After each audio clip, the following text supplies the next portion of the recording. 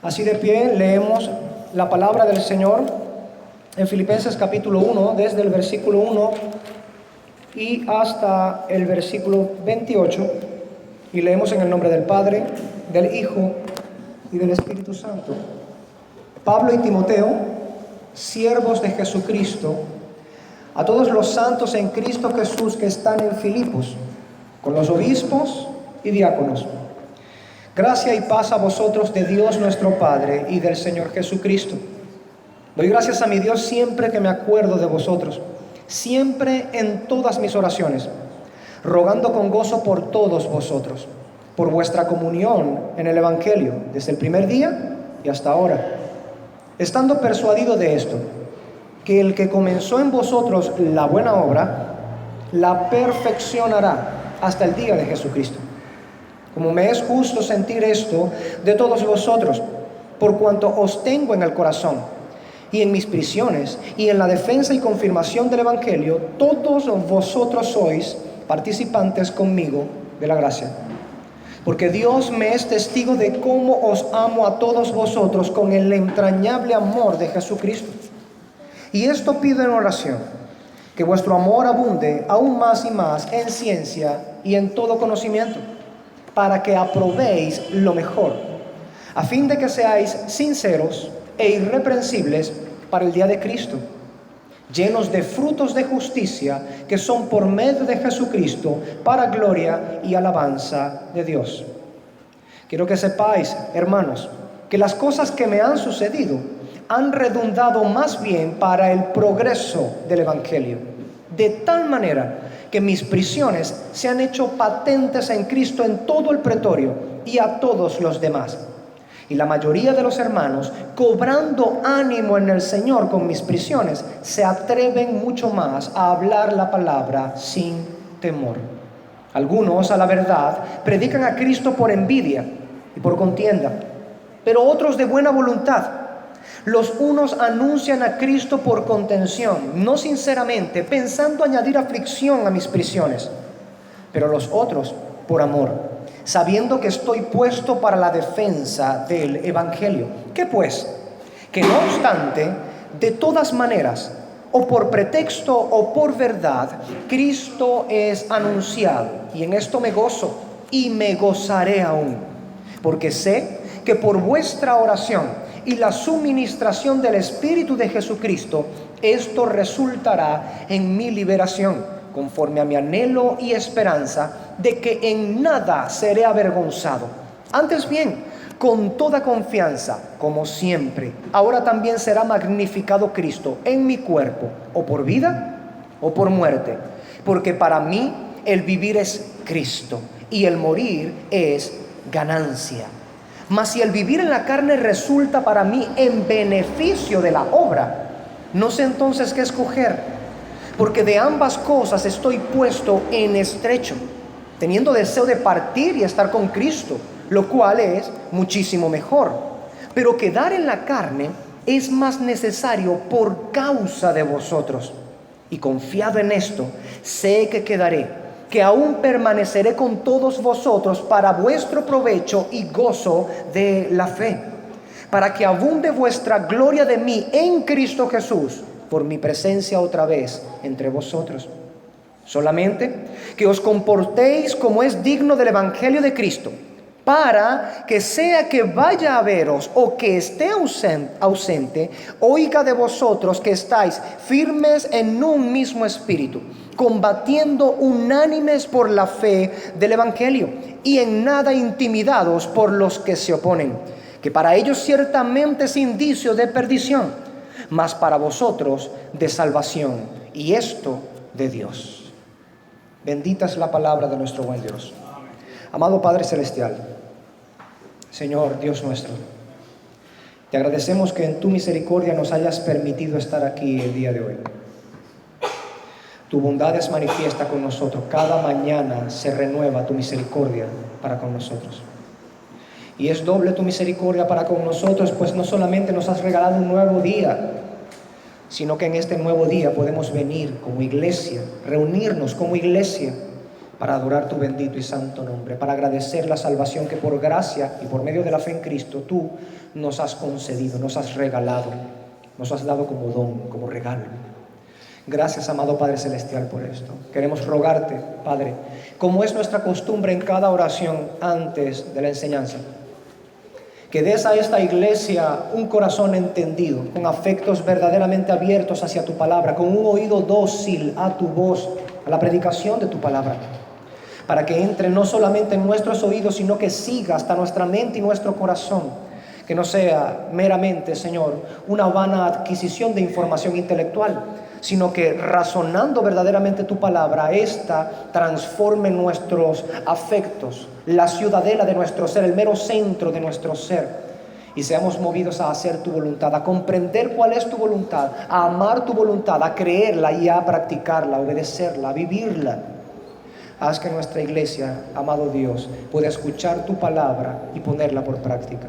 Pero también pedimos, amado Dios, que tengas misericordia de mi persona, que en esta hora he de instruir a tu pueblo con tu palabra. Y te ruego que mis palabras no se desvíen ni a derecha ni a izquierda de lo que es el sentido original que tú, bendito Espíritu Santo, has inspirado al apóstol Pablo en esta hermosa carta para transmitir no solamente a la iglesia en Filipos, sino a nosotros también en este tiempo.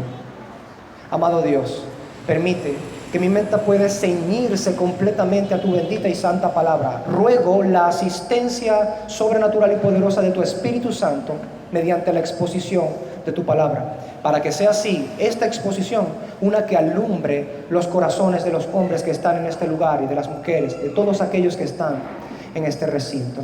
A mí primeramente, Señor, sea la luz de tu evangelio, sea la luz de tu palabra alumbrándome el entendimiento, los afectos, mi vida toda ella, para que yo mismo sea un ejemplo para mis hermanos y a su vez yo predique a ellos aquello que estoy amando y practicando de tu palabra. Bendito Dios, bendice nuestra iglesia, conforme a tu beneplácito, conforme a tu voluntad, bendice nuestra iglesia. Y en esta hora, Señor, hemos de dar esta enseñanza, primeramente para la gloria de tu santo nombre, y en segundo lugar, concédenos, Señor, el ser edificados por medio de tu palabra. En el nombre de Jesús te rogamos esto. Amén. Puede sentarse, amado hermano.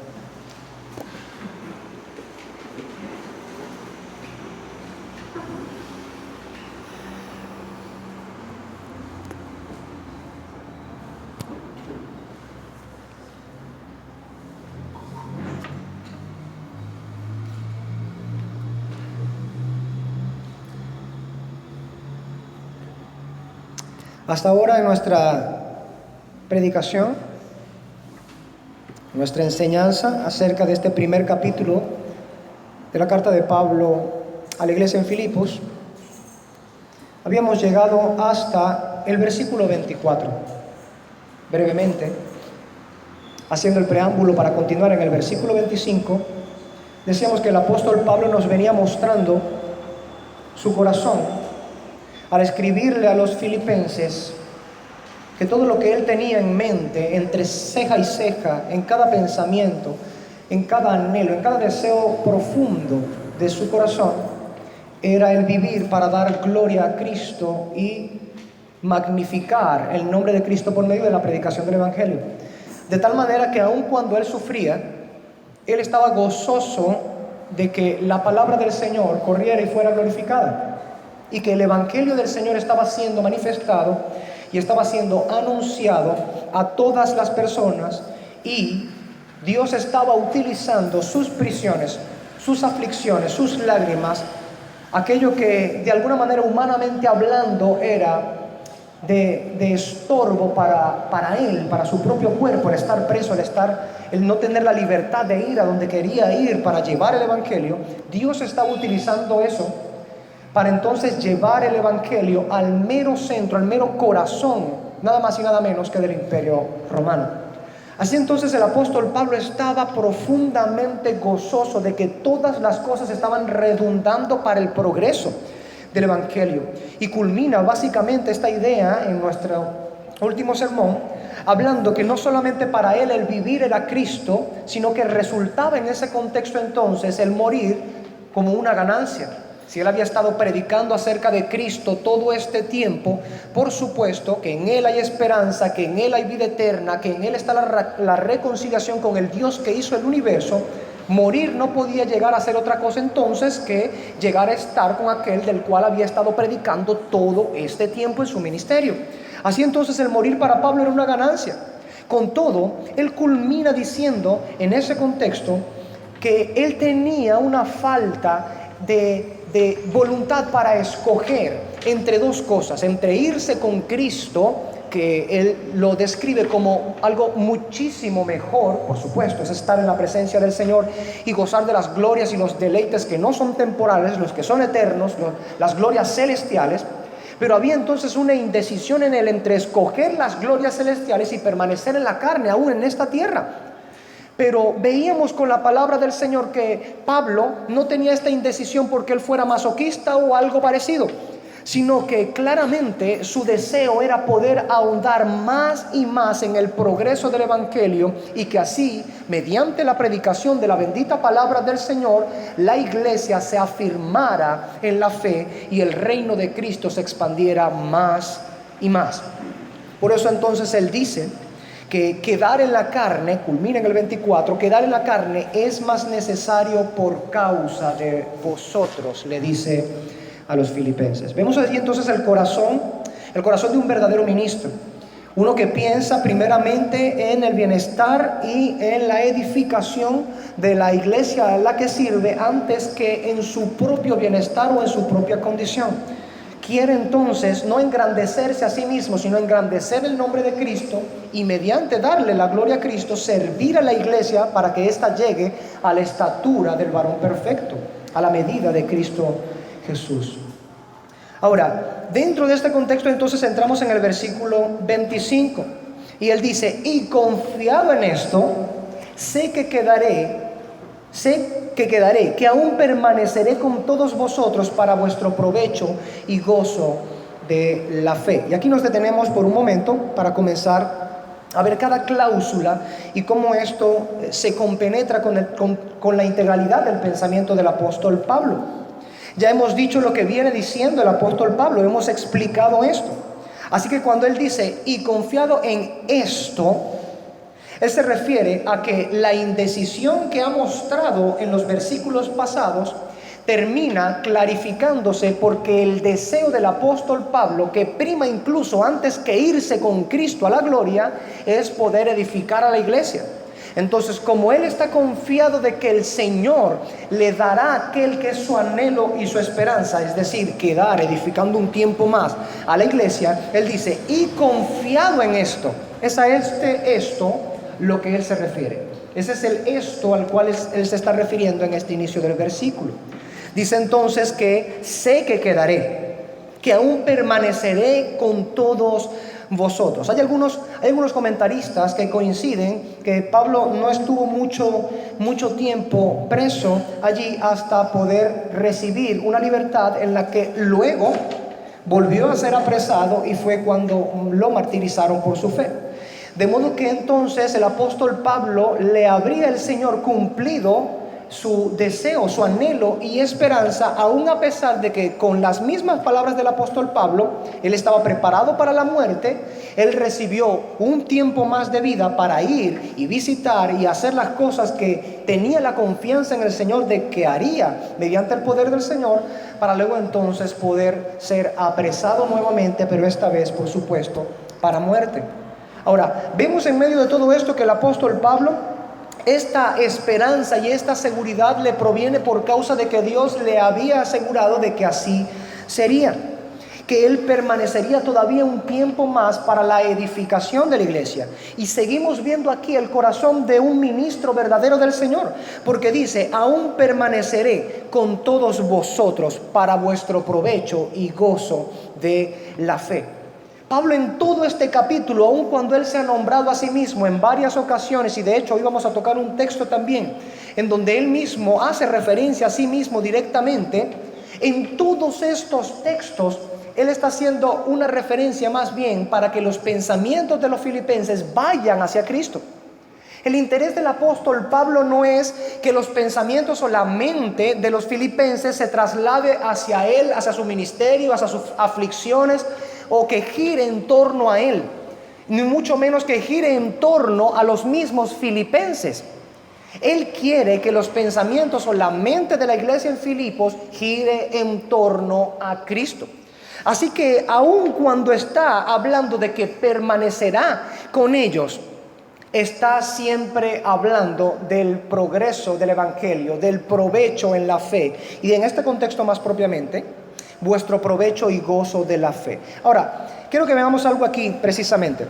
Cuando él dice permaneceré con todos vosotros, él dice para vuestro provecho y gozo de la fe. Creo que ha quedado absolutamente claro cuál es la razón por la cual él prefiere quedarse en esta tierra, permanecer en la carne aún aquí en la tierra, a pesar de las cosas que él continuamente está sufriendo y sufriendo en esta tierra. La causa, como ya la hemos agotado en el sermón pasado, es el progreso del evangelio y por supuesto el provecho de la causa de Cristo. Que sea la edificación de la iglesia lo que manifiesta este progreso del evangelio y este provecho para el reino de Cristo. Ahora él lo dice claramente aquí, para, y este vocablo precisamente nos anuncia o nos señala cuál es la razón por la cual Pablo había venido diciendo que prefería quedarse aquí en la tierra antes que ir a gozar de las glorias celestiales. Él está seguro que él puede ir a gozar las glorias celestes. Con todo, indeciso de escoger lo uno o lo otro, termina escogiendo permanecer en la carne, en la tierra, por causa de que tiene un deseo. Su deseo es ser de provecho y gozo para la fe de los filipenses. Ahora, estas dos palabras, vamos lentamente con estas dos palabras para que podamos extraer, no solo del pensamiento de Pablo, sino de algunos otros textos de la Escritura, aquello que es propio del caminar de un creyente. ¿Qué cosa? El provecho en la fe y el gozo en la fe. Ahora, el vocablo que utiliza el apóstol Pablo en este contexto significa, por supuesto, lo que ya hemos leído aquí significa provecho, pero este vocablo, proskopen, tiene estos significados: progreso, avance, desarrollo y provecho. Ciertamente estas cuatro acepciones están dentro de la significancia de este vocablo proskopen, el vocablo griego proskopen. Ahora, quisiera correlacionarlo para que tengamos una idea. Quisiera correlacionarlo con una expresión que el mismo apóstol Pablo en esta misma carta recién ha utilizado con este vocablo. En el versículo 12 del capítulo 1, que ya lo hemos estudiado en un sermón pasado, él dice: quiero que sepáis, hermanos, que las cosas que me han sucedido han redundado más bien para el progreso del evangelio. Bien, esta palabra que se utiliza y que en la traducción Reina Valera está traducida como progreso es la misma palabra proskopen, la misma que está utilizando en el 25 cuando dice para vuestro provecho. Es decir, entonces, que lo que el apóstol Pablo estaba pensando que quería para los filipenses, en la fe de los filipenses, era lo mismo que él estaba glorificando a Dios que estaba sucediendo con el evangelio a nivel general. ¿Me captan? Pablo estaba completamente gozoso porque aún a pesar de los sufrimientos que él estaba recibiendo por causa del evangelio, estas cosas estaban redundando para el progreso del evangelio. Es decir, que a pesar de todos los obstáculos, los sufrimientos y todas las cosas que se proponían estorbar o acallar la fe del evangelio, más bien el Señor las estaba utilizando para progreso del evangelio. Y como ya hemos explicado ese texto en su momento, venimos más bien hacia el 25 con ese recuerdo de lo que ya hemos visto en el capítulo 1, versículo 12 acerca de proskopen, del progreso del evangelio. ¿Por qué es necesario traerlo a consideración?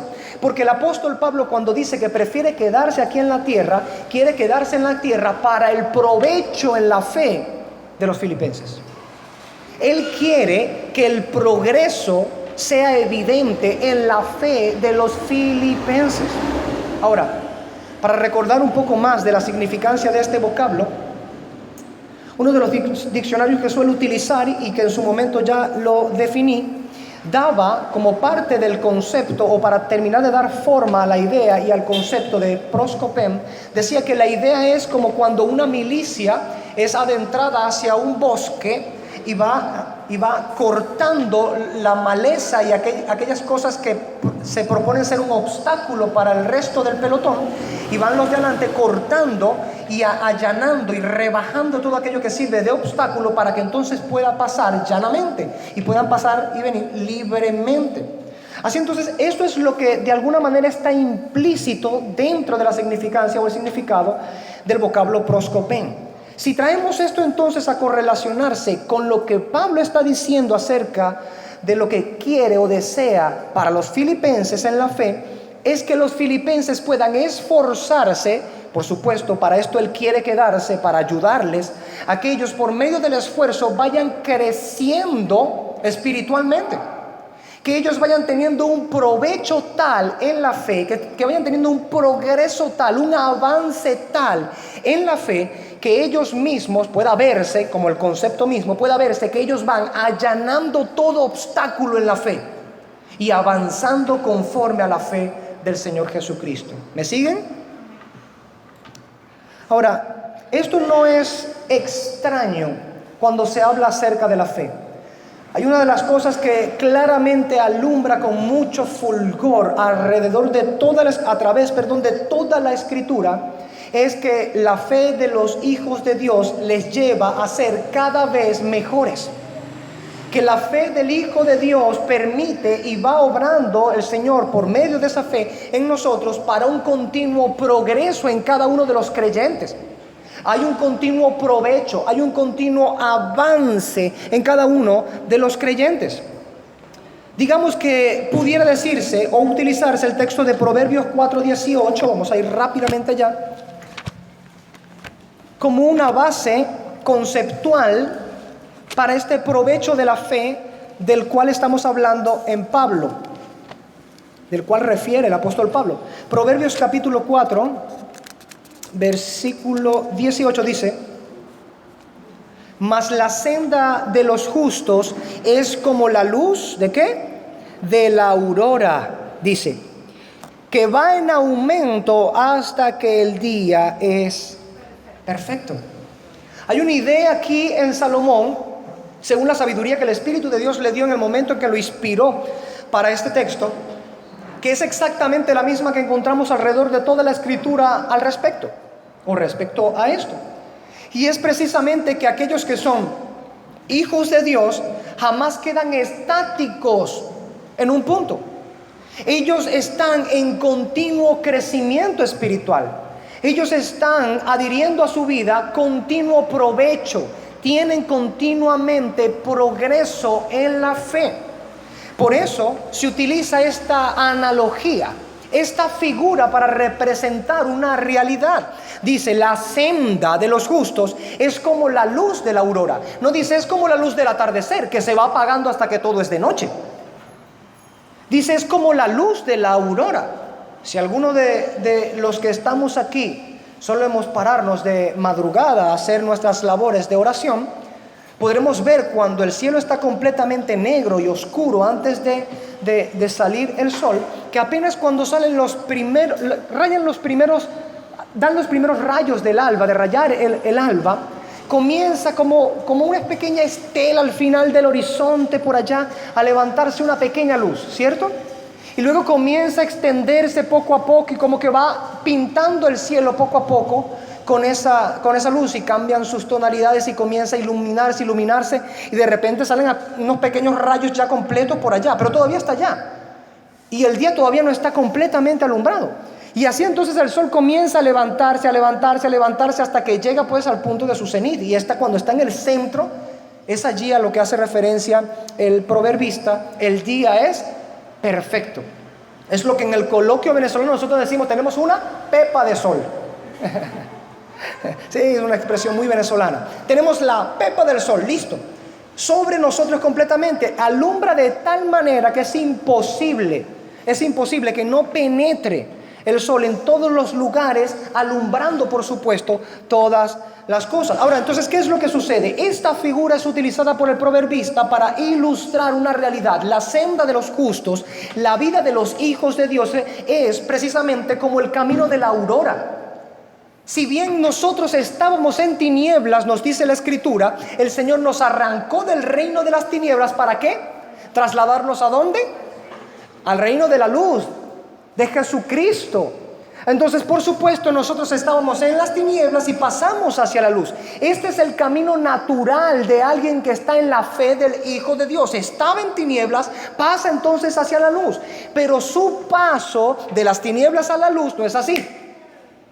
No es que alguien de repente fue transformado y regenerado por el poder del Señor, entonces ya el otro día es perfecto, regenerado completamente, santificado, y ya de una vez, por supuesto, se sabe toda la Escritura y le vino milagrosamente todo el conocimiento de la Biblia y ora de una vez hincado 4 horas y media antes del amanecer. No, eso no sucede así. Sino que este progreso, este provecho, este avance se va dando como la luz de la aurora. Va a llevar su tiempo, pero es continuo, no se detiene. Esa es la idea allí.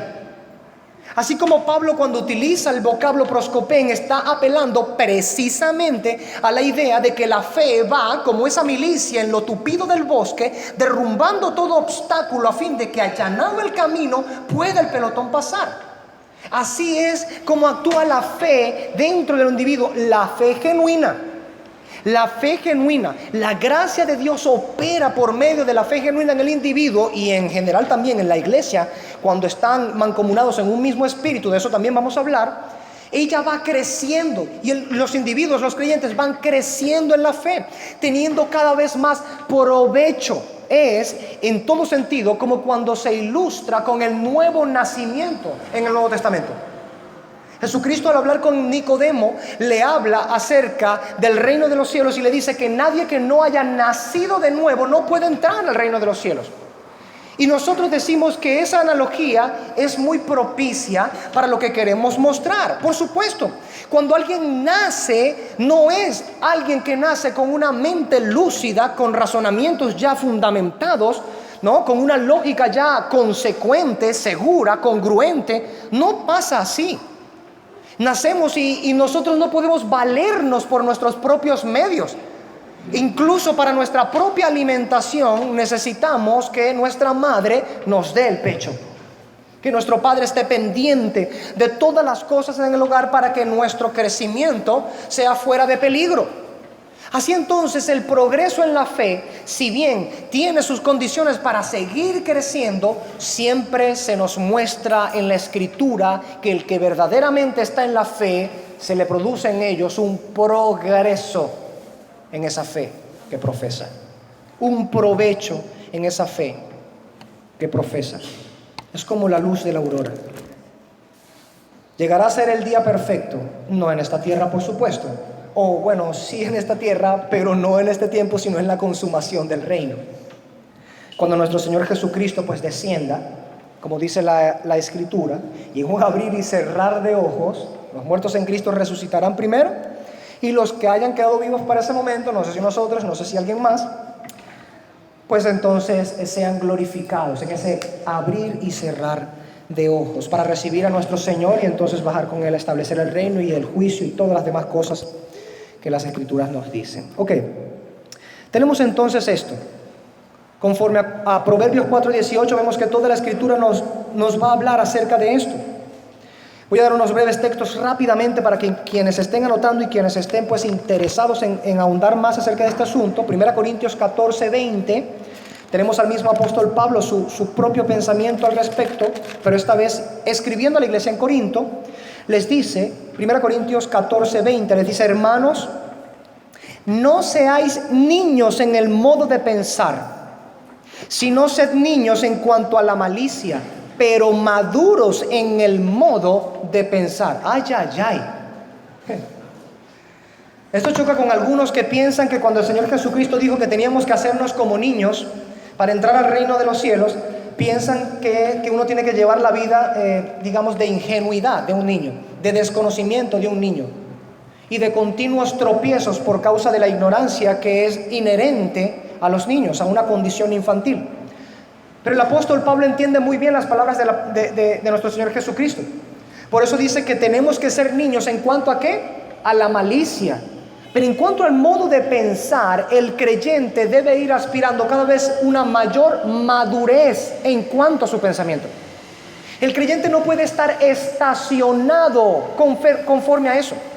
Su mente debe estar continuamente creciendo conforme al conocimiento del Señor. Su vida es como la luz de la aurora que va subiendo hasta que el día esclarece perfectamente. Él debe ir creciendo en su entendimiento de las Escrituras, en su manejo de la sabiduría de las Escrituras. Él debe ser poseído más y más por el conocimiento de la palabra del Señor, de tal manera que él siempre pueda corroborar cuál es la buena voluntad del Señor y agradarle por medio de la obediencia. Hermanos, no seáis niños en el modo de pensar, sean maduros en el modo de pensar. Otro pasaje donde Pablo da la misma idea es en Efesios. Vamos a su carta a los Efesios. Y en el capítulo 5, casi para terminar, en el versículo 17, el apóstol Pablo nos dice: por tanto, no seáis insensatos, sino entendidos de cuál sea la voluntad del Señor. Nuevamente el apóstol Pablo mostrándonos el interés, ya no solamente a los filipenses, ya no solamente a los corintios, sino que ahora también a los efesios, de que ganen entendimiento. Un hijo del Señor debe ganar entendimiento para entonces poder saber cuál es la voluntad del Señor y obedecerle. Mi padre compartía conmigo algo ayer mientras platicábamos, discutíamos un tema teológico anoche mientras estábamos en una cola de la gasolina, y precisamente hablábamos acerca de algo. Él me compartió un pensamiento, decía que cuando las prioridades están bien claras y las convicciones son bien profundas, las decisiones son fáciles de tomar. Repito, digamos en un contexto normal, cuando las prioridades están claras y las convicciones son profundas, es decir, son veraces y profundas, las decisiones son fáciles de tomar. Lo que necesitamos es estar claros de cuáles son las prioridades y profundamente convencidos de nuestras propias convicciones, para de esta manera entonces las decisiones que podamos tomar sean claras. Esto tiene mucho que ver precisamente con lo que el apóstol Pablo está diciendo aquí. Si nosotros no somos entendidos o no tenemos un claro entendimiento, una profunda convicción de lo que la palabra del Señor muestra acerca de algo, no sabremos cuál es su voluntad, y habrán dos cosas: indecisión de qué decisión tomar con respecto a alguna cosa, o dos, si llegamos a estar convencidos sin tener entendimiento, resultaría en un error, una decisión errónea, lo que evidentemente no dará gloria al Señor y evidentemente no tendrá provecho para nosotros. No podremos ver eso como un progreso en nuestra vida espiritual si nos dedicamos a tomar decisiones erróneas. Así entonces el apóstol Pablo llama a esa condición de tomar decisiones erróneas o no saber cuál es la voluntad del Señor, no tener entendimiento o conocimiento de la voluntad del Señor, le llama insensatez, y dice: no seáis insensatos, sino entendidos. Otro texto que podemos revisar lo escribe Pablo a la iglesia en Colosas. Vamos a Colosenses capítulo 1, pasando nuestra carta de Filipenses, vamos al capítulo 1 y en el versículo 9, me gusta demasiado este texto porque miren lo que dice el apóstol Pablo, lo voy a leer. Por lo cual también nosotros, ese es el versículo 9, no recuerdo si lo dije, por lo cual también nosotros, desde el día que lo oímos, no cesamos de orar por vosotros y de pedir que, escuche esto, seáis llenos del conocimiento de su voluntad en toda sabiduría e inteligencia espiritual. Vaya, una sesión de esta es la que necesitan muchos ministros hoy para que puedan orar sin cesar, fervientemente, para que las iglesias ganen sabiduría e inteligencia espiritual. Tal parece que a los ministros de hoy no les conviene que la iglesia sepa las escrituras o tengan sabiduría o conocimiento de las escrituras. Quizá porque entonces reprobarían sus caminos perversos delante del Señor y con las cuales, por supuesto, manipulan a los indoctos y los inconstantes. ¿Qué es lo que Pablo muestra en este texto también, tal cual como en Filipenses 1, en lo que estamos viendo? El apóstol Pablo estaba interesado que la iglesia cristiana en Colosas pudiera crecer en toda sabiduría e inteligencia espiritual. Es más, él dice que estaban pidiendo siempre que sean llenos del conocimiento de su voluntad. Pregunto, hermano, ¿Cómo llega a nuestra vida el conocimiento de la voluntad del Señor? Para el tiempo misticista en el que estamos viviendo, muchos de algunas denominaciones muy famosas, por cierto, aquí en Venezuela, dirían por medio de una revelación especial, sobrenatural y angélica de parte del Señor. El Señor se nos muestra por medio de un sueño, o viene un ángel a nosotros y nos dice: esta es mi voluntad para ti, hijo mío. Algo así como: no necesitas ya leer ese viejo y anticuado libro que está fuera de norma y fuera de... No, recibe esta revelación. Por eso es que la iglesia hoy anda de revelación fresca en revelación fresca. ¿Lo ha notado? Es porque ha desechado la palabra profética más segura, en la cual hacemos bien en prestar atención, como dice 2 de Pedro capítulo 1 versículo 19 al final. Esto es precisamente a lo que Pablo está apelando. Si queremos verdaderamente ser llenos del conocimiento de la voluntad del Señor, tenemos que dirigirnos hacia las Escrituras, llenarnos de ellas, de la sabiduría que está en ellas. Dios ha plasmado, ha revelado su voluntad en las Escrituras. Ahora, si nosotros negamos que Dios se ha revelado por medio de las Escrituras, entonces obviamente al negar las Escrituras, negamos al Dios de las Escrituras. Lo que tenemos entonces es un ídolo, no Dios, no el Dios verdadero.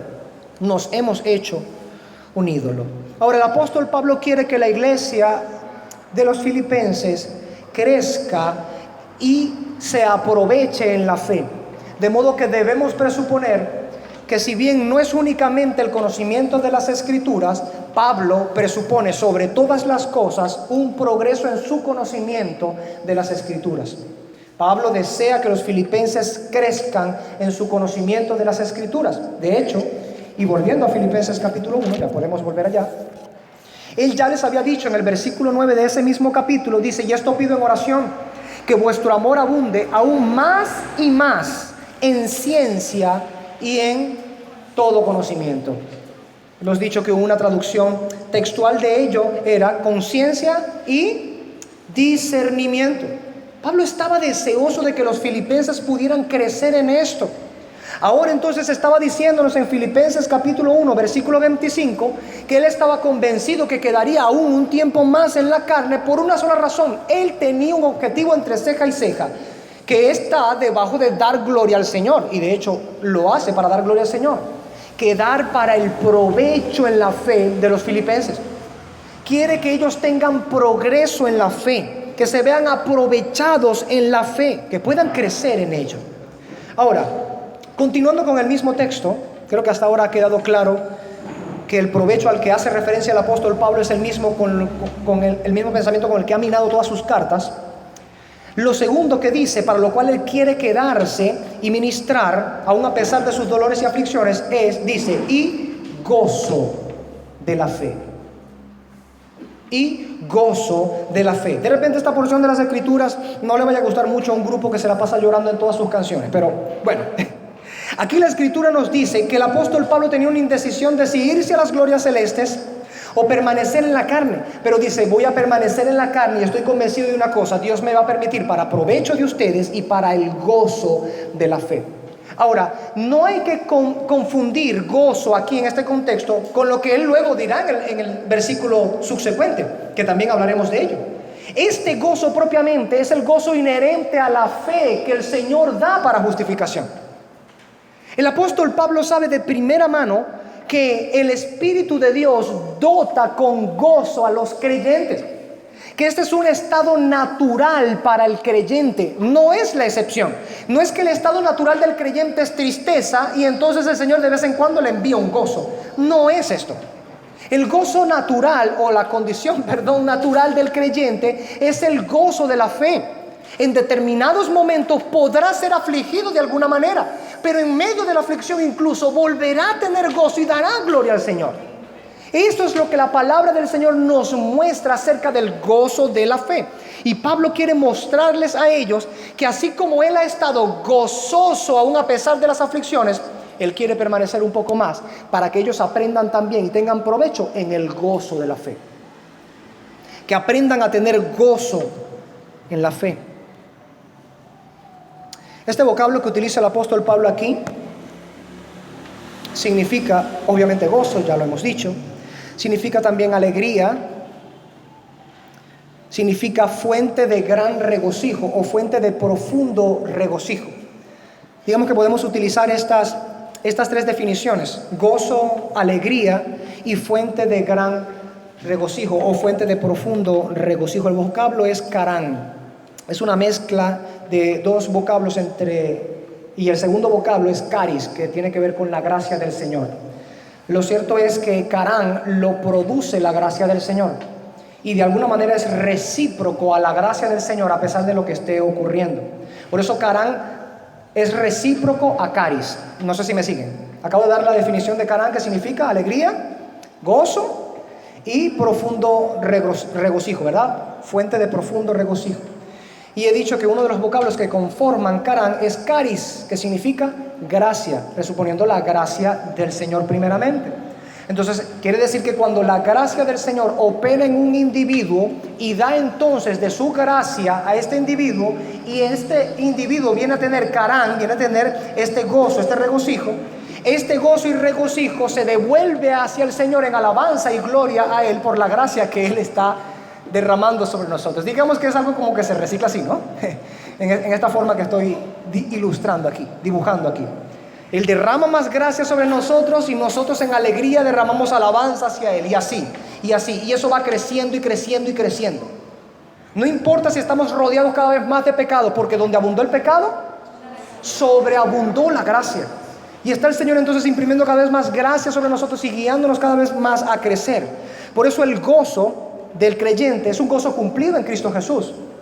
Por eso él puede encontrar gozo en cualquier circunstancia en la cual él llegue a estar, incluyendo circunstancias difíciles, como vamos a ver con la Escritura también. Entonces, Pablo tiene interés porque la iglesia tenga gozo. Pablo tiene interés porque la iglesia pueda sentir la fuente del gran regocijo que supone la gracia del Señor en la vida de alguien que es creyente. Ahora, esto podemos verlo también, y por eso el apóstol Pablo puede escribir tan libremente en pasajes como el Salmo 16. Vamos a ir a Salmo 16 rápidamente, hermano. Salmo 16. Mire este hermoso texto, lo que nos dice, lo que nos muestra la palabra del Señor aquí. En el versículo 11 nos dice así: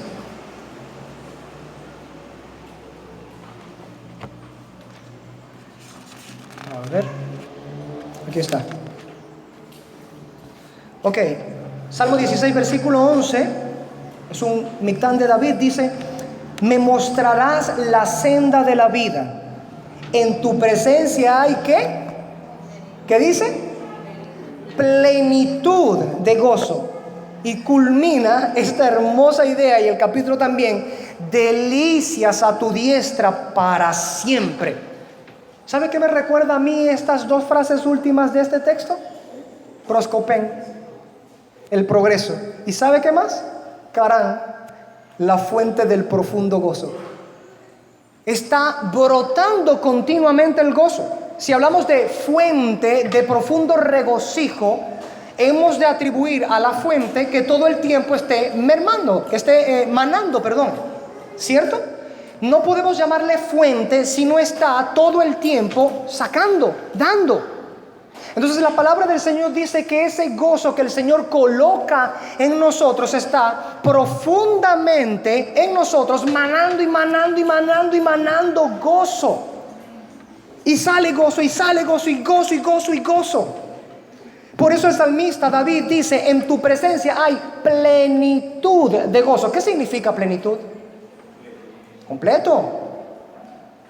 Plenitud significa completo. Pero hay una idea que no la puedo hacer aquí porque solamente tengo un vaso, la hice la última vez.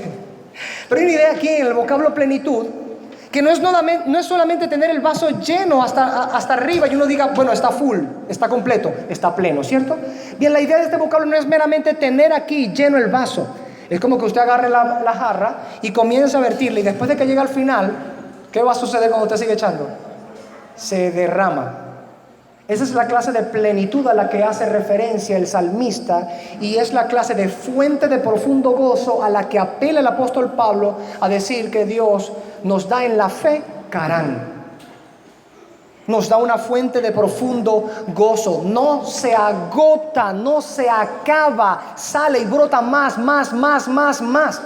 Así como el progreso de la fe en el conocimiento, en el discernimiento, en la ciencia, crece en el que tiene fe, en el individuo que tiene fe en Cristo, de la misma manera el gozo en el que tiene fe en Cristo está como una fuente manando y manando gozo todo tiempo.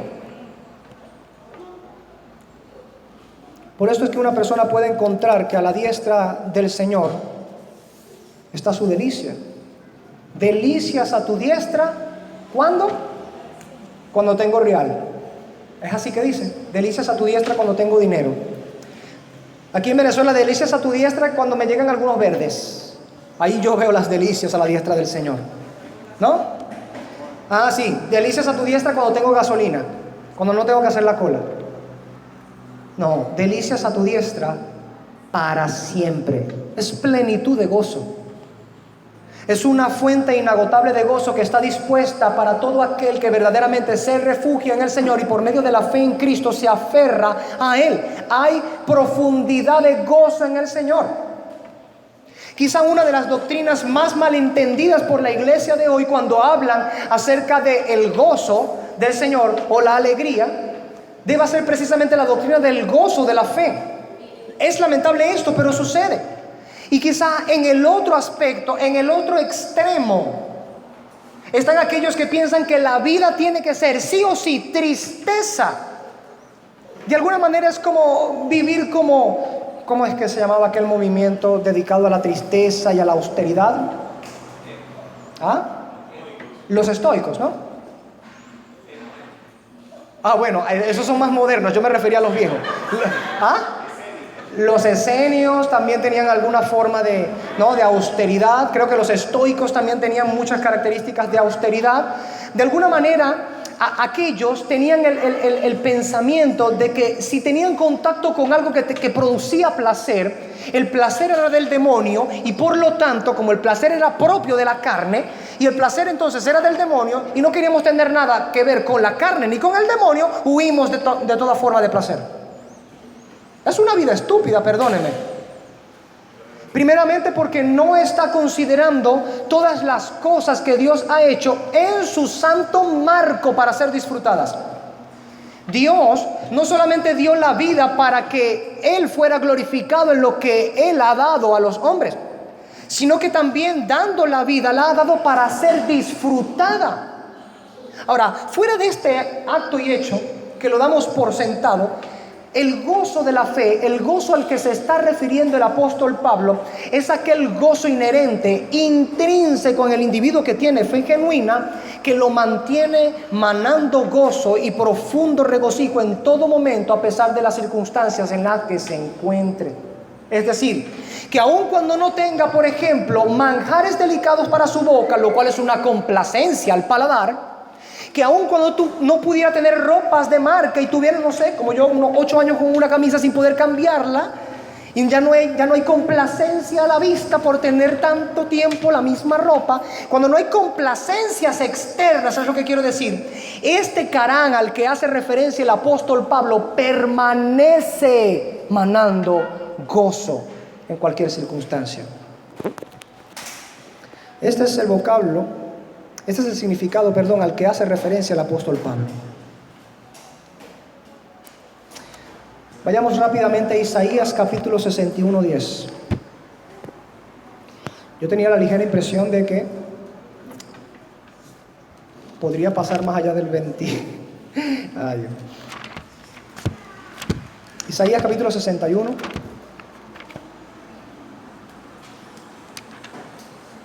En el versículo 10, mira esta hermosura de texto. Ojalá, hermanos, nosotros metamos estos textos en nuestra mente y corazón, y cuando lleguen los momentos de tribulación y angustia, los recordemos, nos aferremos a estas cosas. Mira, 61:10 de Isaías dice de esta manera. Escucha, hermano. En gran manera me gozaré, ¿en quién? En Jehová. Presupone la fe allí. Nadie puede gozarse en Jehová si no cree en Él. En gran manera me gozaré en Jehová. Mi alma se alegrará en mi Dios. Hay una razón. Porque me vistió con vestiduras de salvación, me rodeó de manto de justicia, como a novio me atavió y como a novia adornada con sus joyas. Wow. ¿Usted notó la hermosura con la cual se refiere a esto Isaías? Me gozaré en Jehová, mi alma se alegrará en mi Dios. Es lo que Pablo entiende también. Él dice, yo quiero permanecer aún un poco más en la tierra, aquí en la carne, a pesar de las aflicciones, las dificultades y todo eso, porque yo quiero que ustedes progresen en la fe del Evangelio y quiero que ustedes crezcan en el gozo de la fe. Quiero que puedan encontrar más y más razones de gozo en Jehová su Dios y en Cristo, aquel que nos vistió con vestiduras de salvación y nos acordonó, nos rodeó con manto de justicia. Hermanos, ¿en quién está nuestra salvación? En Cristo. Solos Cristos. Solamente por medio de Cristo somos salvos. Así que entonces, cuando el profeta dice, porque me vistió con vestiduras de salvación, nuestra mirada ya tiene que irse corriendo hacia Jesucristo. Él fue quien nos vistió con vestiduras de salvación, porque nuestra condición era muerto en delitos y pecados, complaciendo a la voluntad de la carne y a los pensamientos de la carne. Según Efesios capítulo 2, versículo 1, 2 y 3 nos dice. Esa era la condición natural en la que estábamos, hijos de ira por naturaleza, destinados a destrucción y perdición. Pero Dios se ha complacido salvarnos de su ira y de su furor venidero por medio de Cristo Jesús. Nos vistió con vestiduras de salvación en Cristo Jesús. Es una razón que debe mantener con profundo gozo a cualquier creyente en cualquier tiempo y en cualquier circunstancia. Cuando dice, me rodeó de manto de justicia, ¿quién es Jehová Sidkenu, perdón? ¿Quién es Jehová justicia nuestra? ¿Quién es ese? Ese es Jesucristo. Jesucristo es el sol de justicia. Jesucristo es el que en sus alas, en sus bordes hay salvación. En Él está nuestra justicia. Como el apóstol Pablo dice en Romanos capítulo 5, justificados pues por la fe tenemos paz para con Dios. Estamos justificados por la fe. Ser declarados justos. Hemos sido rodeados como con manto de justicia. De alguna manera, si pudiéramos recordar allá en Génesis, como cuando Adán y Eva pecan, lo primero que ellos hacen es esconderse del Señor. Pero ellos tejieron con hojas de higuera para sí mismos delantales. Digamos que esos fueron los guayucos primitivos. Se cosieron delantales con hojas de higuera para esconder su desnudez. Pero el Señor los despojó de sus propias vestiduras, las cuales fueron hechas en injusticia de la desobediencia de ellos, y los cubrió con pieles de un cordero que Él mismo, por supuesto, tuvo que haber sacrificado para poder vestirle la desnudez a ellos. Sombra de aquello que Cristo habría de hacer sobre nosotros. Rodearnos de su justicia, vestirnos de su justicia. Cristo es la razón por la cual nosotros somos salvos. Cristo es la razón por la cual nosotros hallamos justicia delante de Dios. Por lo tanto, Cristo es nuestra razón más profunda para mantener el gozo en todo lo que nos resta de vida en esta tierra. Por eso el gozo de la fe se mantiene vivo, porque está colocada en una fuente inagotable de esperanza, de seguridad, de salvación y de justicia: Cristo. Aquel que tiene verdaderamente fe en Cristo se mantiene en esa condición de gozo. Ahora, he dicho, y volvamos a Filipenses 1, que esto no quiere decir que en ningún momento un creyente va a poder tener tristeza. Eso no es lo que estoy diciendo. Creo que podemos recordar muchísimos pasajes en las Escrituras en donde los creyentes tuvieron tristeza. tuvieron tribulaciones. Pablo mismo, y en una de estas mismas enseñanzas, hemos visto cómo él mostraba que estuvo atribulado de muchísimas maneras. Job, un creyente que según el Señor dice, era perfecto delante del Señor, justo en sus caminos con respecto a sus semejantes, él era justo, era perfecto, fue atribulado muchísimo y se entristeció muchísimo. Y podremos encontrar muchos otros creyentes que tenían fe en el Señor, que fueron atribulados o que fueron entristecidos en algún momento. No es esto a lo que estoy haciendo referencia. No estoy diciendo que un creyente necesaria y absolutamente se mantiene siempre, invariablemente, en la condición de gozo. No. Estoy diciendo que su condición natural mayoritariamente será el gozo. Y que cuando vengan los momentos o periodos en los que hay tristeza, entonces, por supuesto, él sufrirá ese tiempo, pero inmediatamente el gozo consumirá su tristeza. Las lágrimas de lamento se volverán nuevamente en gozo cuando él vuelva a su Señor, cuando vuelva a encontrar en su Señor su sustento, su apoyo. Fíjense esto. El apóstol Pablo dice en Filipenses capítulo 3, versículo 1, por supuesto, estaremos hablando mucho más acerca de esto cuando lleguemos a ese tiempo. Pero dice, por lo demás, hermanos, ¿qué dice? Gozaos en el Señor. Por lo demás, hermanos, gozaos en el Señor. Eso debemos tomarlo como un mandamiento, ¿sí o no? Sí, es un mandamiento. Nos está mandando a que nos gocemos en el Señor. Entonces tenemos dos cosas aquí. Y vamos a leer nuevamente, vamos al 4.4 de aquí de Filipenses. Filipenses 4.4 dice, regocijaos en el Señor siempre. Otra vez digo, regocijaos, y con signos de exclamación. Regocijaos en el Señor siempre. Otra vez digo, regocijaos. Y aunque no me voy a quedar aquí porque este no es el capítulo y el versículo para hoy, aquí hay mucho que decir. Note esto, hermano. Pablo está preso. Él no está acostado en una cama muy cómoda, con aire acondicionado, con un televisor allí, no sé de cuánta es la pulgada más grande ahorita. Hay un televisor del tamaño de un paredón, viendo, no sé, una de estas cosas que tienen 300 canales o más. Y viendo películas allí. Entonces manda la carta, manda un WhatsApp diciéndote, hermano, regocíjate. Otra vez te digo, regocíjate. No, él no es como estos ministros del día de hoy, que se engrandecen a sí mismos, que no pueden sufrir ni un tantico, ni un poquito por la causa de Cristo, y que mandan a otros a regocijarse cuando ellos mismos están única y exclusivamente entregados a su propia complacencia vana y pecaminosa. No, Pablo no. Pablo está mandando a los hermanos algo que él mismo tiene, a pesar de la circunstancia en la que él está. De otra manera, Pablo sería un hipócrita en mandar aquello que él no practica. ¿Se entiende? Los filipenses estaban entristecidos por causa de lo que estaba ocurriendo con el apóstol Pablo. Era un ministro muy querido, muy amado por ellos. Y él sabía, por causa de que Epafrodito ya le había dado la información, que esta iglesia estaba entristecida por lo que estaba aconteciendo. Por eso él le escribe esto a los filipenses. Todas estas cosas han redundado para el progreso del evangelio. No se entristezcan, le está diciendo. Y les dice, regocijaos en el Señor. Y otra vez en el 4.4, regocijaos en el Señor. ¿Cuándo? Siempre.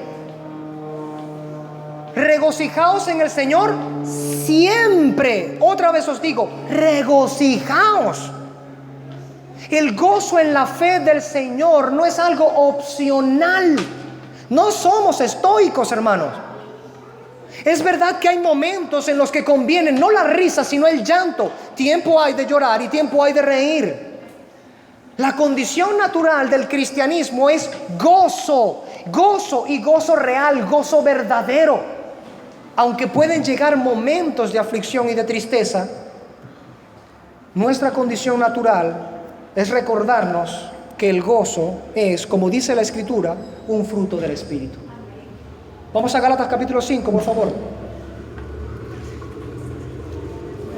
Y en Gálatas capítulo 5 vamos a el 22. ...22 y 23, para terminar la idea. De todas maneras está en las primeras palabras del 22. Dice, Mas el fruto del Espíritu es amor. ¿Qué más? Gozo.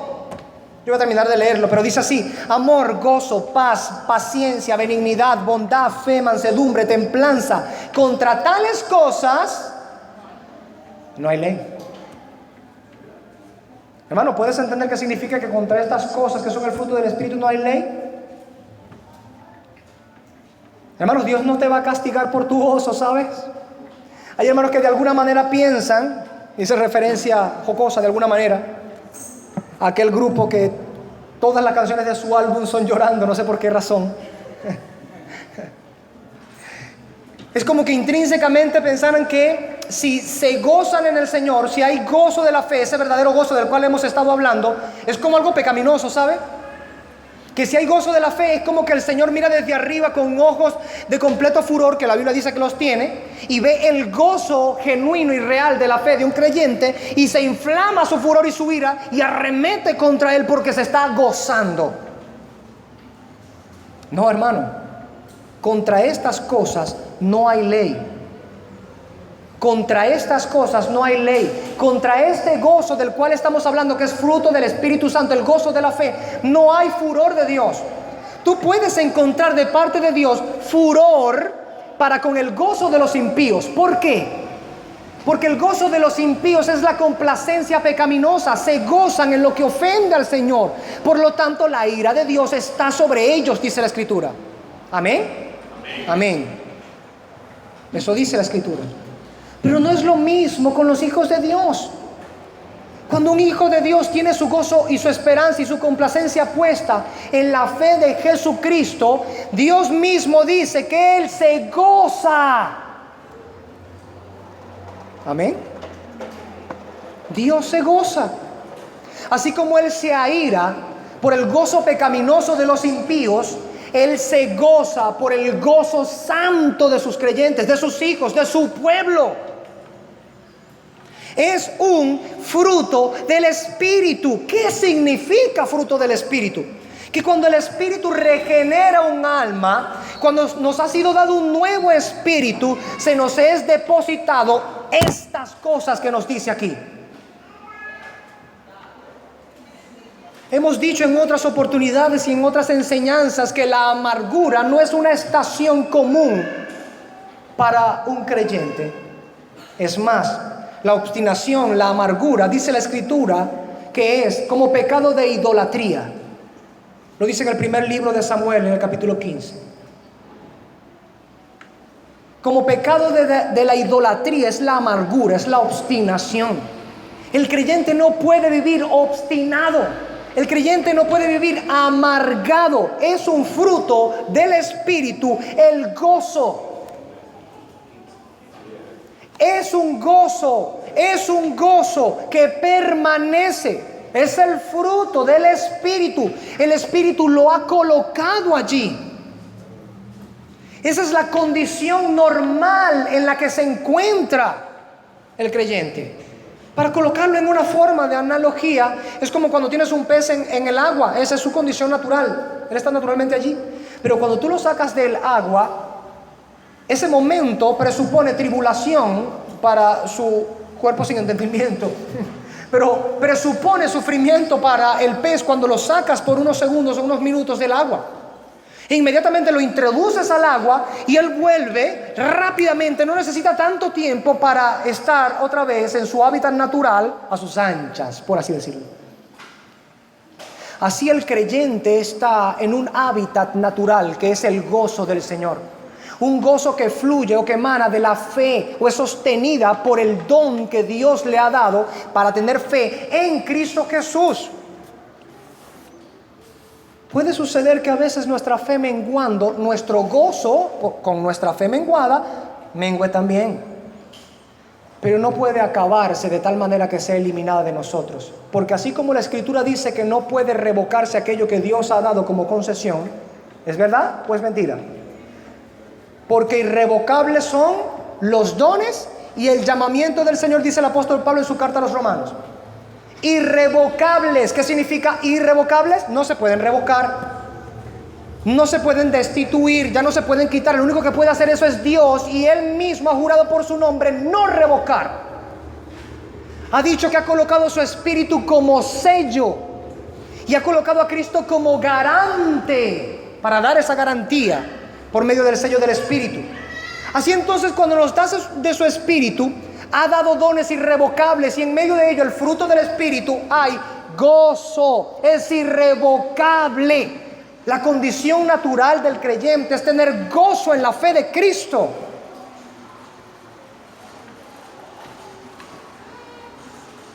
Es importante. Para culminar con este punto, ya hemos llegado al fin de la hora, vamos a tener que terminarlo aquí.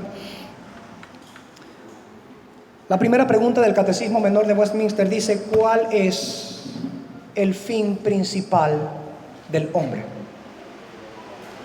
Es una pregunta precisa y certera, con una respuesta precisa, certera. ¿Cuál es el fin principal del hombre? Y como reformados nos gusta mucho decir dar gloria a Dios. Sí, claro, no, ¿cómo no? Soli Deo Gloria. Una máxima latina que será no borrada jamás en nuestras conciencias. Soli Deo Gloria, solamente a Dios la gloria. ¿Cuál es el fin principal del hombre? Dar gloria a Dios. Pero esa no es la respuesta completa. Dios no creó autómatas únicamente para atribuirle gloria como si fuera un narcisista. Nos creó para darle gloria y para encontrar placer en Él para siempre. Este es el fin principal del hombre: dar gloria a Dios y gozar de Él para siempre.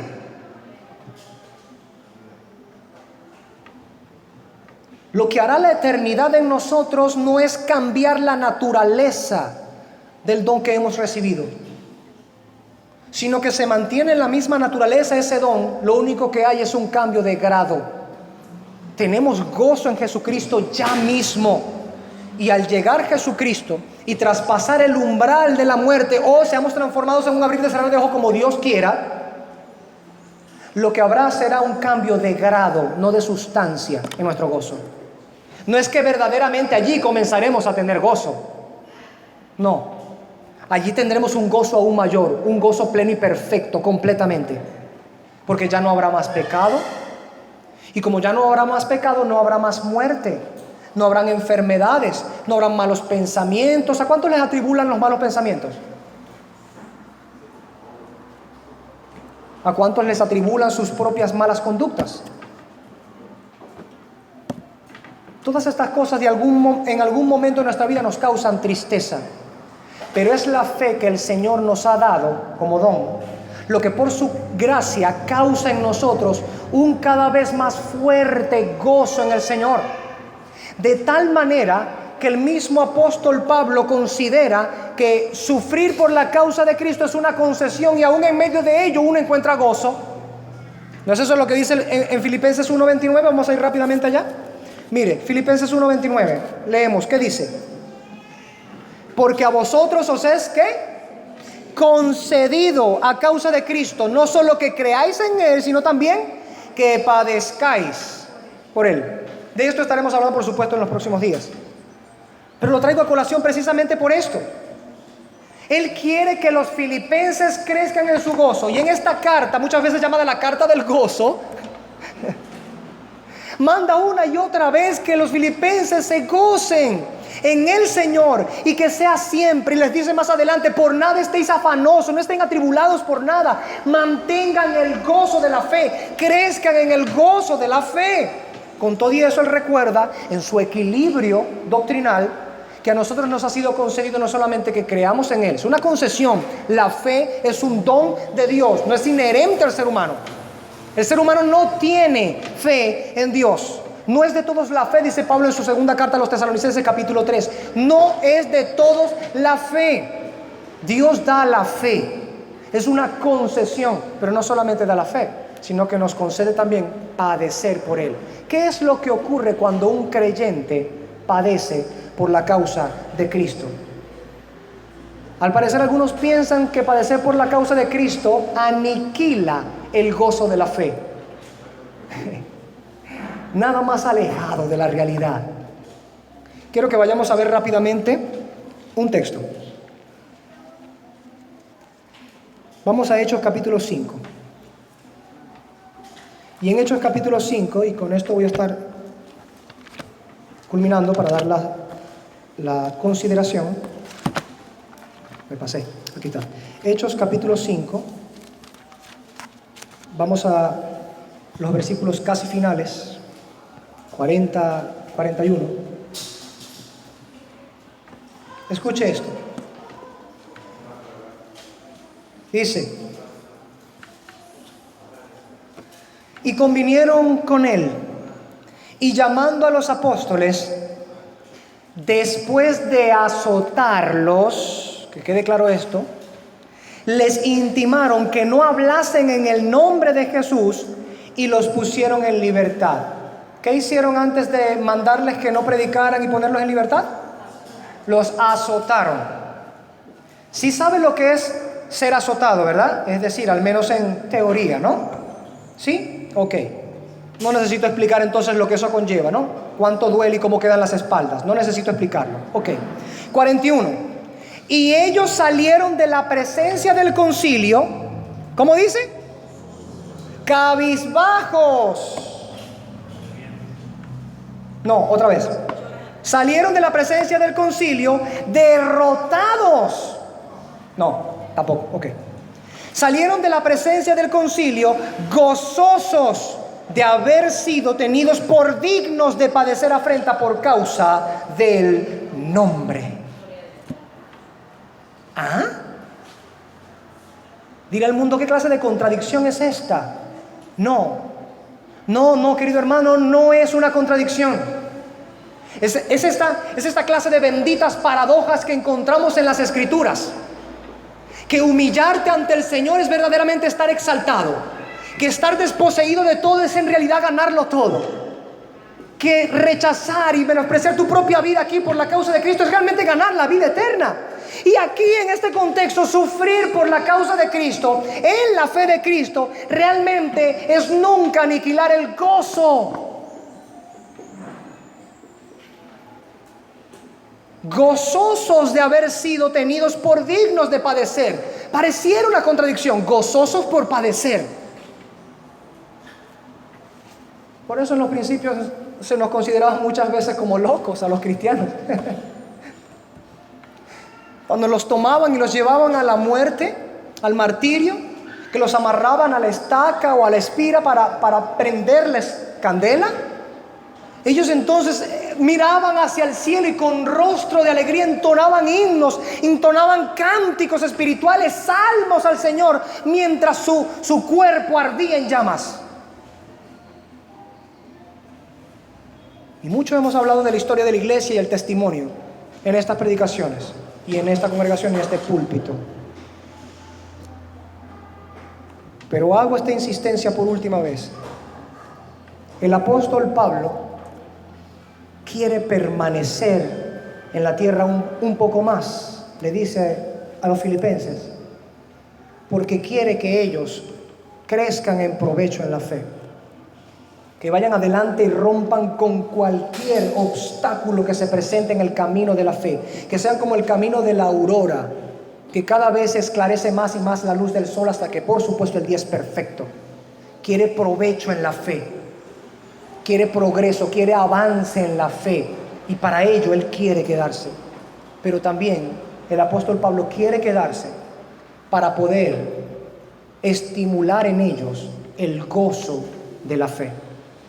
Los creyentes filipenses estaban un poco atribulados, quizá por como les manda a no afanarse por nada, quizás estaban un poco angustiados y afanosos. No por nada era una de las iglesias que más cuidado había tenido con el apóstol Pablo, como veremos en las próximas predicaciones. Pero el apóstol Pablo les dice: yo quiero quedarme en la tierra, quiero no tomar ahorita las glorias celestes solamente por una causa. Quiero que ustedes tengan provecho en la fe, y quiero que ustedes tengan o aprendan o practiquen el gozo de la fe.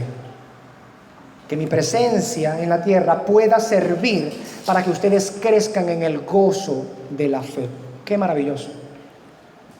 Qué maravilloso, porque así el Señor nos muestra que no solamente está preocupado, por así decirlo, ¿no? El Señor no se preocupa por nada, es una expresión. Que Dios no solamente está ocupado porque los filipenses crezcan en el gozo de la fe, sino que indirectamente también, o directamente, pero nos lo dice por medio de la Escritura en este pasaje, el Señor se ocupa de que nosotros tengamos provecho en la fe y que tengamos gozo en la fe también. Dos consideraciones para terminar. Dos reflexiones para terminar. Puesto de pie, por favor.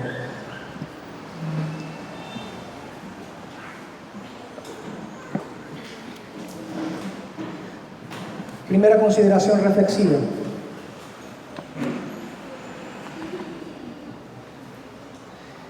¿Hay en nosotros un verdadero deseo de que nuestro camino sea como la senda de los justos, de la cual habla Proverbios capítulo 4:18? Como la luz de la aurora que va en continuo crecimiento hasta que el día es perfecto. ¿Hay en nosotros este deseo de que haya un verdadero provecho en la fe? De que verdaderamente haya un progreso en la fe, un avance en la fe. No progresar presupone ya regresar, y eso no es propio del cristianismo. Eso no agrada al Señor. Hay en nosotros este profundo deseo, como Pablo quería que los filipenses tuvieran provecho. Hay en nosotros este profundo deseo de progreso en la fe, de provecho en la fe, de avance en la fe. Y segundo, verdaderamente nuestra vida es un testimonio palpable de una condición de vida que no está dada a la obstinación, a la amargura, a la continua tristeza, y que verdaderamente gustamos del gozo de la fe y nos regocijamos siempre en el Señor en cualquier circunstancia, aún a pesar de las dificultades de esta vida. No me responda a mí, por supuesto. Examine su alma con estas reflexiones. Recuerde lo que hemos visto por la palabra del Señor y llevemos nuestros afectos y pensamientos cautivos a la obediencia en Cristo Jesús por medio de su palabra. Amado Padre Celestial, Señor, te agradecemos que en tu voluntad nos permitas recibir tu palabra. Tu palabra, Dios mío, es luz. Luz en nuestro andar, Señor. Realmente necesitamos esta luz. Lámpara es a nuestros pies tu palabra, Señor.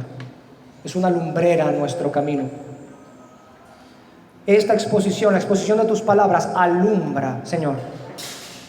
Ella da luz a los ojos de nuestro entendimiento. Ella es como una antorcha que arde en medio de la más oscura niebla y que alumbra, dirigiéndonos en el camino hasta que el lucero de la mañana, hasta que Cristo Jesús resplandezca a totalidad en nuestros corazones.